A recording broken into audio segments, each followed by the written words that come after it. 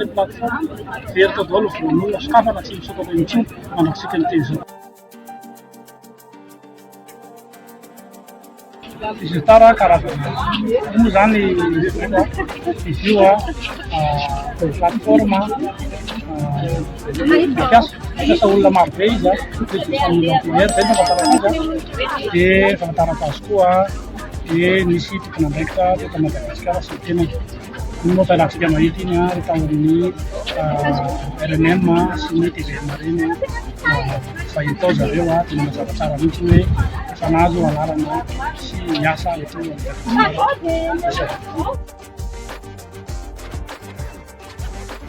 mazava azy mitohy amin'ireo olona rehetrarehetra manerana Madagasikara dia mijery vola plateforme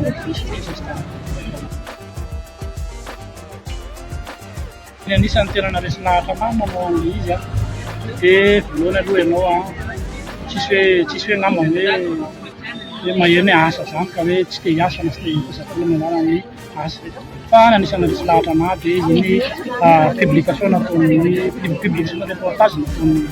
RNM iny hoe ara-panjakana izy misy ny tena kisitara rehefa Madagasikara miteny tao amin'ny radio miteny tao amin'ny télé na Aspare Sport na CCI dia ireny zany no anisan'ny naresy lahatra hoe raha zavatra ara-panjakana dia inao fa azo fisana sy terana tsara. Aloha zany dia manamarina ny aloha izay manao ny publication reportage za tsy tiako mihitsy nefa miteny hoe fanjakana tsisy fanjakana na fotsiny rehetra zany na exemple sao dia nendrikendrika tiako fa tsy dia mahavy président ao tsy mahazo zay hoe reo zao na zao fa tsisy dia ara-panjakana iny amiko fa raha ohatra ka le olona tompon'andraikitra miteny ara-panjakana izy ny ampana publication na le tompon'andraikitra eto Madagasikara ny kisitara izy angamba no mahavaly azy hoe ara-dalàna ve ny zavatra natao zareo fa tsy le plateforme verta daholo voan'olona sokafana tsy misokatra intsony manaksika ny teny zao. Reto dia mialerty fa misy efa misokatra indray aho efa misy commercial aho efa miteny amin'ny fanjakana hoe tonga dia aretenareo reo olo reo tonga dia atao fanadihadiana fa mbola mandeha ilay kisitara karazana kisitara deuxième génération.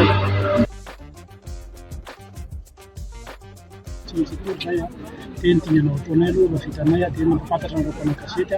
ahafahany fanjakana maheno misy zavatra marary anay dia izay no tinganao ataonay. Plus de 100 000 personnes izahay dia anjaranao compte ohatriny zany ny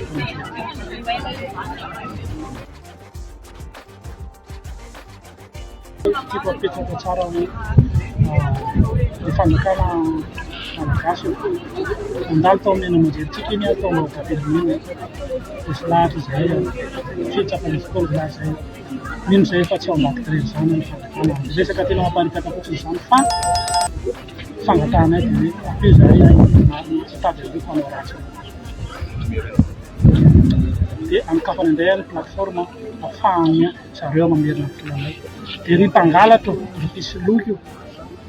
ahoaka mahatra no mangalarina ireo ny volany mba hamenatra tsy saran'olona nalainareo apitaka dia avereno ny an'olona fa marary anay